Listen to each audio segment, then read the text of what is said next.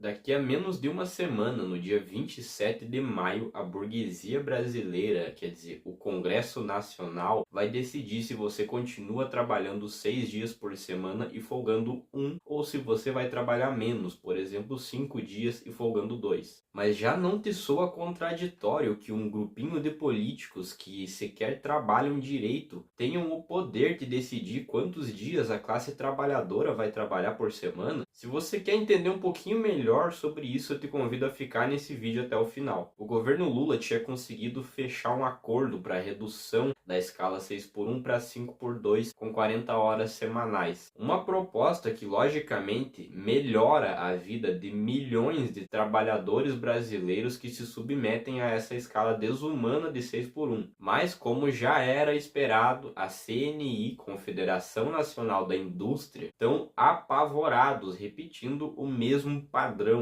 os mesmos termos, os mesmos argumentos e mais um monte de outras coisas que, se a gente para analisar materialmente, não fazem sentido nenhum. E é exatamente por isso que eu já tenho 2 vídeos aqui no meu canal. Um onde eu falo sobre a escala 6 por 1 e mostro como a CNI te engana com dados mentirosos, e outro onde eu comparo a jornada de trabalho do Brasil com a de muitos outros países que, na ótica capitalista, são vistos até mesmo como mais desenvolvidos do que o nosso país, mas têm cargas horárias menores do que a nossa. O primeiro mito que a gente vai quebrar aqui hoje é o tal mito da negociação coletiva, que, segundo a mídia burguesa, inclusive a CNI, a questão da jornada de trabalho, a questão das 6 por 1, não deve se tornar uma lei, não deve ser algo federal, mas sim deveria ser uma questão de negociação entre o empregado e o empregador. Só que isso é uma falácia. Na realidade, isso não se sustenta. Para começar, para ser possível uma negociação entre o empregado e o empregador, a gente teria que partir do pressuposto de que eles estão nivelados, de que os dois estão na mesma altura. E é isso que o direito burguês faz parecer, porque, segundo as leis, todos têm direitos iguais e todos também têm deveres. Mas a gente sabe muito bem que quem tem poder material de verdade são as empresas, são os burgueses, porque eles detêm muito capital, eles detêm muito poder econômico.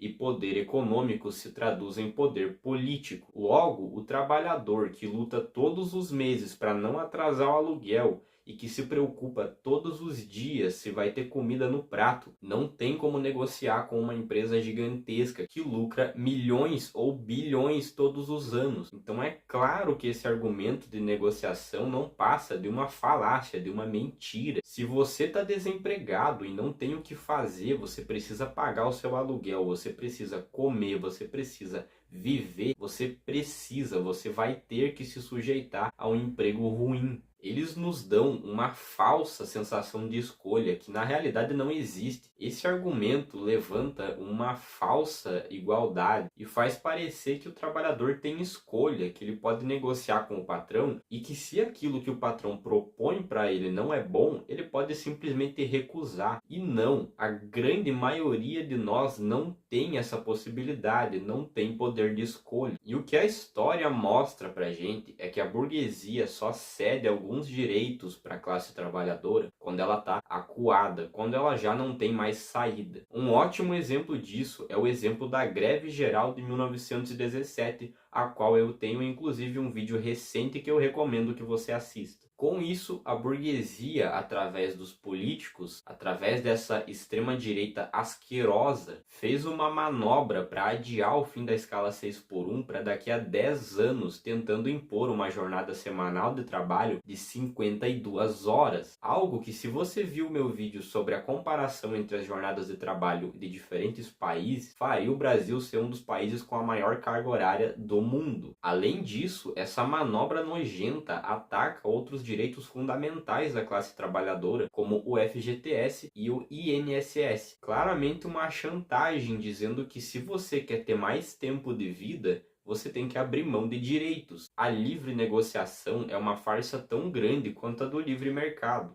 Porque se você está desempregado, você não tem escolha, você precisa aceitar o primeiro emprego que vier na tua frente. Isso para você não ser despejado se você tem que pagar aluguel. Percebe como que a livre negociação, ela simplesmente não se sustenta diante do fato do desemprego, o fato de que existem pessoas desesperadas que vão ter que aceitar a primeira oportunidade que tiverem pela frente, definitivamente não as coloca em pé de igualdade com quem está contratando elas. Porque ou você aceita migalhas e precarização, ou você morre de fome, ou você é despejado de casa. Dentre as mentiras faladas pela CNI estão, por exemplo, coisas como dizer que isso vai retirar 77 bilhões do PIB.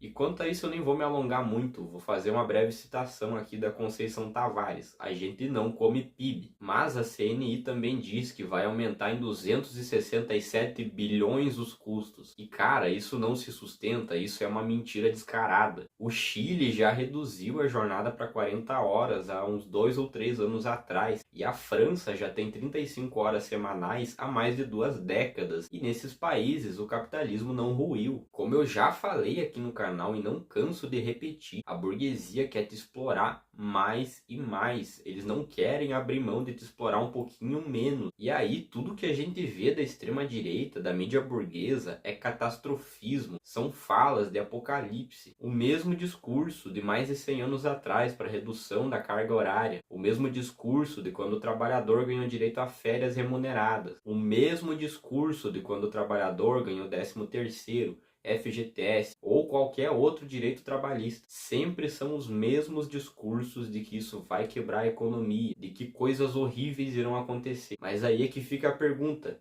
a melhoria da vida do povo trabalhador é algo ruim? E aí, quando a burguesia percebe que já não tem muito mais o que fazer, que a opinião pública está quase toda a favor do fim dessa escala desumana, tudo o que resta para eles é usar a arma mais suja que eles têm, que é a chantagem do desemprego. Uma pesquisa da Quest indica que as principais pessoas que são a favor do fim da escala 6x1 são, por exemplo, jovens e pessoas com rendas mais baixas. A aprovação do fim da escala 6x1 vai caindo conforme a renda das pessoas vai subindo. Ou seja, o caráter aqui é de classe. Tudo isso que a gente já vem falando aqui há pelo menos 3 vídeos no canal é luta de classes. Mas para não falar só de coisa ruim, vamos falar aqui de coisas boas. A gente vai falar agora da organização da nossa classe trabalhadora. Em meio a todos esses ataques da burguesia, as principais centrais sindicais do país se uniram para mandar uma carta para o governo, mostrando nessa carta que o Brasil produz riqueza suficiente para diminuir a carga horária sem diminuir os salários. E, portanto, o debate nunca foi somente sobre economia. E já que a burguesia ameaça a gente com desemprego, a única resposta à altura que a gente pode dar é a organização de classe. E tudo que a burguesia está fazendo aqui, além de divulgar dados mentirosos, além de utilizar falácias para tentar converter a opinião das pessoas, é empurrar isso com a barriga e tentar fazer essa luta se diminuir sozinha com o tempo. Mas a luta não vai diminuir,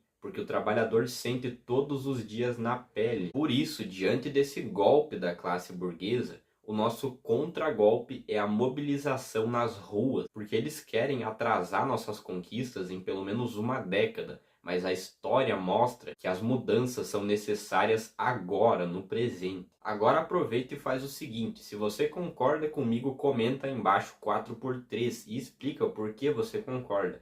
E se você não concorda também, deixa sua opinião nos comentários, porque é importante a gente debater temas como esse. Curte também o vídeo, porque isso é munição aqui nessa batalha diária no algoritmo. Se chegou até o final, meu muito obrigado. Aproveita e assiste os vídeos que vão estar aparecendo aí nos cards ou no final do vídeo. O vídeo sobre a 6x1 ou sobre a comparação entre as jornadas de trabalho, que são muito importantes para continuar aprofundando esse debate que eu já trouxe aqui nesse vídeo. Compartilha com alguém que você acha que deva ouvir sobre isso também. E se inscreve no canal, porque o algoritmo não entrega conteúdo revolucionário de graça. E falou, até a próxima!